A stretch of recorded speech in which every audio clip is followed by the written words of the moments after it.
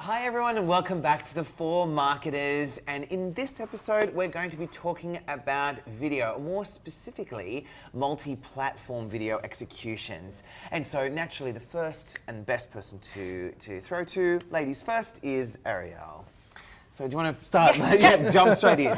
Can jump straight in. Well, these days it's very different than before. It's not the one and done video strategy. We now have Facebook, you have Twitter, you have Instagram, you have LinkedIn, you have TikTok, you have YouTube, and Pinterest, and there's so many more. There's so many different platforms you can use. And that can be very overwhelming. And we're finding clients want to utilize these different platforms, but aren't utilizing them to the best of their ability. One size fits all. So one of the things I would say is the big danger of going multi-platform is not properly planning for it. So for us to do a multi-platform campaign correctly, just for awareness around this, there's so many different formats for all these different platforms. The main ones are your 16:9, which is your Facebook and LinkedIn and YouTube. And then you have your 9:16, which is your TikTok and Instagram Reels. And then you have your 1:1, which is the Instagram Square. And for these different ones, there's different durations that are required as well. So what's really important from a video production standpoint is what platforms are you going to be putting this content onto, and even further back on that, making sure you're selecting the right ones based on where your audience is. So no wonder it's so confusing. Because, I mean, listen to what you've just reeled off there. I mean, like, you're talking about different time frames for each one, so that they restrict you and there's different limitations. You're talking about different sizes and different orientations. You're also talking about how you shoot it and in what format you're shooting it in.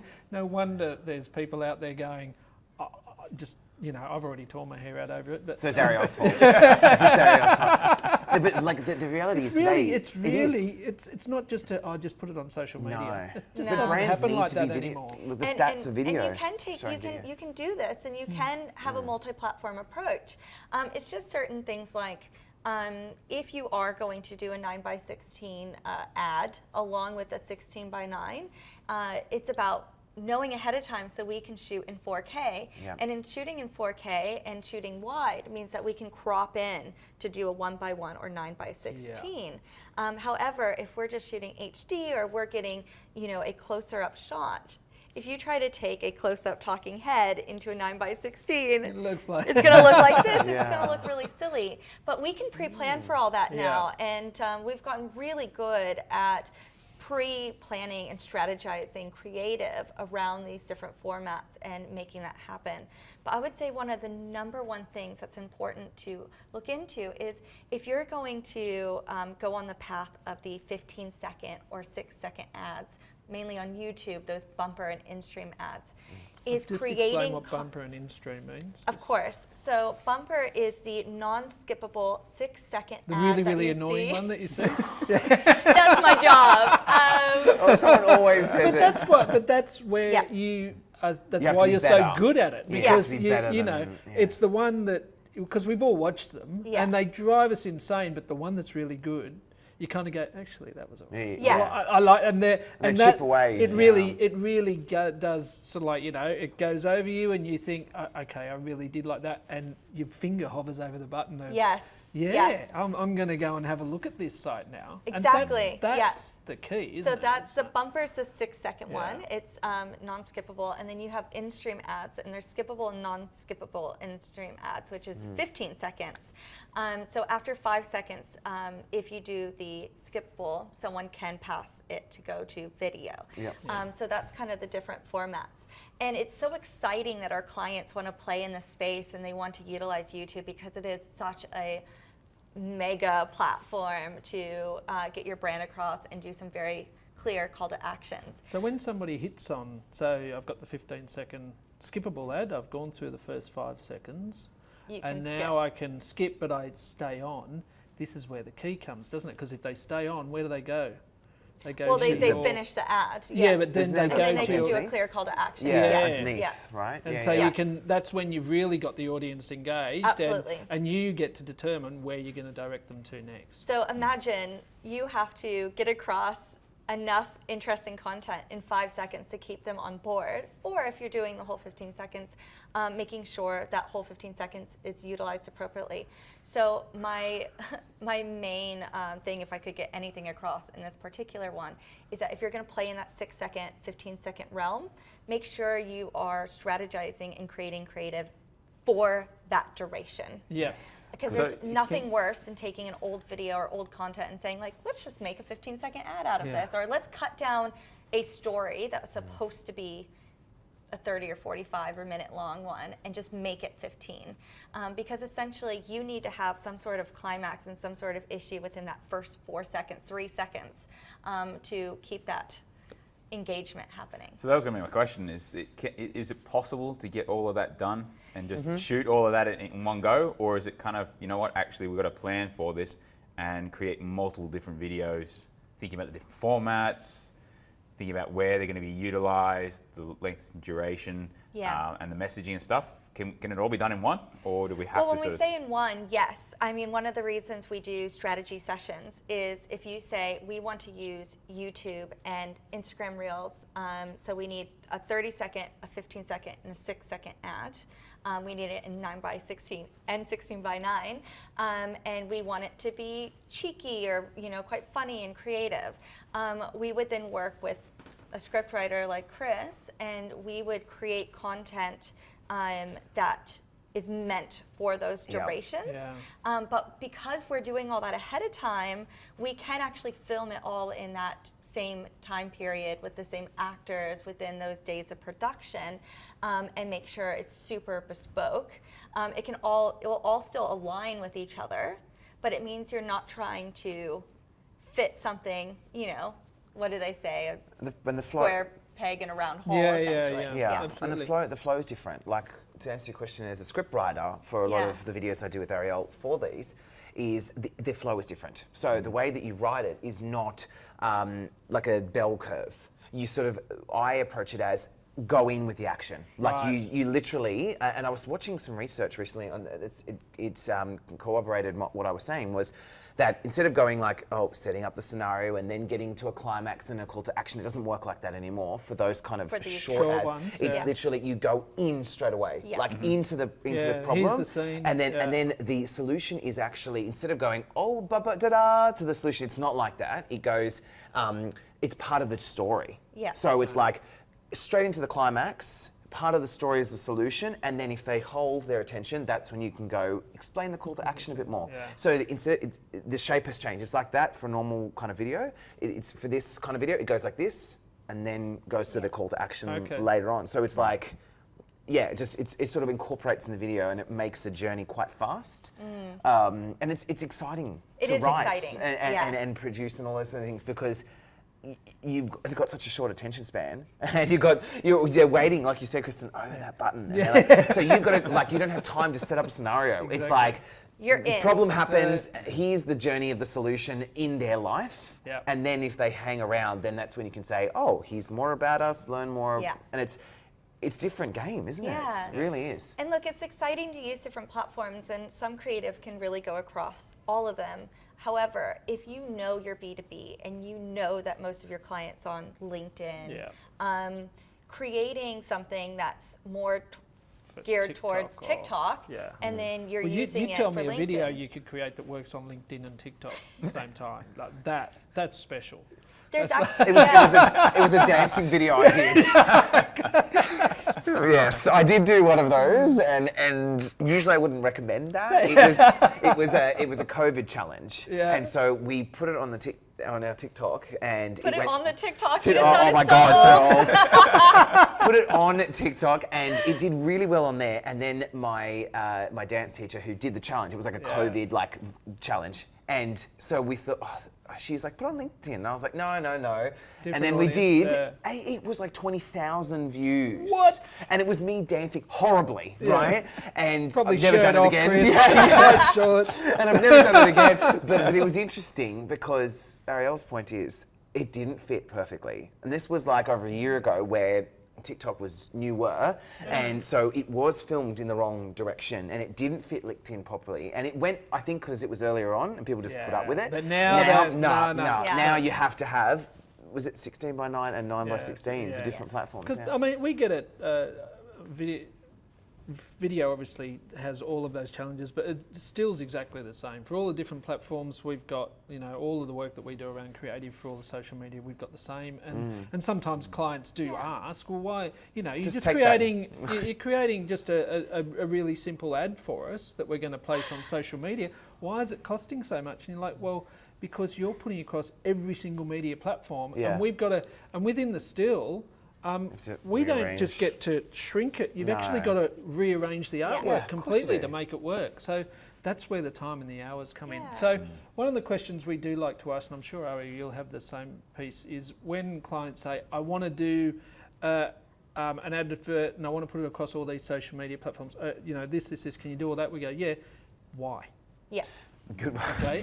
Why do you want to do that? There's intent. Yeah, there's got to be a reason why you think, and I think that's where you're leading to. Is it the right customer base, and really should you? And the right platform. And is your service the type of thing you really want it to get across in 6 seconds, or should you be doing a video for another platform and another good question. medium? Yeah, and the great thing about doing that briefing and strategy ahead of time is we're not saying everything now has to be 15 or 6 second ads. When you're going to more Facebook or to your website and you're farther down the funnel, and let's say you have a product or service, people want to really hear about the product. They want to have the product explained to them. They want to get into in-depth detail. So really, we're hitting the customer on a different part of that journey, and we'd actually have the messaging be completely different and have a different setup, where when we're doing those really short ads and it's a product, it's that flashy good moment of being, bam, product, this is, kick ass and you want to be a part of this, click on more, right? So I don't, longer version video I don't think is gone by any means. I think it's really important, very valuable. Well, that's storytelling, isn't it? Yeah, it's just more about making sure you know why you're creating that ad, and that's the funnel, where on the funnel you're wanting to hit, and that you're hitting the right platforms. So we just talked about products. When we're talking about Instagram and TikTok and the younger generation, the fact that now they can do shoppable videos where you see an influencer or you see the brand and they're wearing a cool jumpsuit and they're seeing it. There can be you can click. You can click on it, and it will go directly to this is where to he the or she got product. it. So it's all shoppable now, and it's creating a really beautiful experience for that generation. And it's Instagram and TikTok are very much competing right now, so it's becoming such a easy interface to use. So I just think it's really important to sit down with a video agency and do the strategy from the very get-go. What is your product? What is your service? Where is your audience? And what are we trying to achieve? Are we just doing brand awareness right now? Here we are, and this is what we represent. Or do we have a particular product that we are pushing? Or has that already been pushed and they're already interested, but now they're down to the nitty-gritty of, Yeah, that's great insight. I'm between these 3 products. I know I'm going to get it. What makes this one better than the rest? So, you really have to decide who you're trying to reach, why you're trying to reach them, and then we can help assist on making sure we're, from the very get-go, formatting and creating aspect ratios and durations that are going to fit that campaign and that requirement. So if you had a client right now who was just going, okay, look, I only want to focus on one channel, which one? Oh dear. Oh wow. Gauntlet put. Which client? What Yeah, service? Where's the audience? Exactly. All the usual questions, isn't it? Really? Yeah, it's all those questions, because I would say a lot of times, like our financial services, LinkedIn can be just a really fabulous way to reach more business-oriented.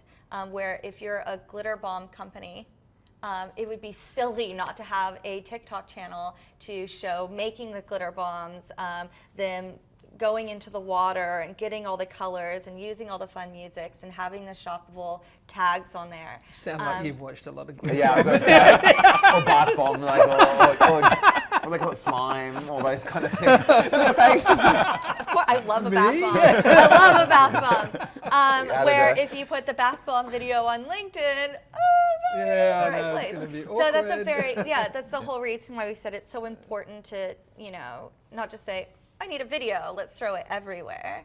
It's why are we creating this video and what are we trying to achieve?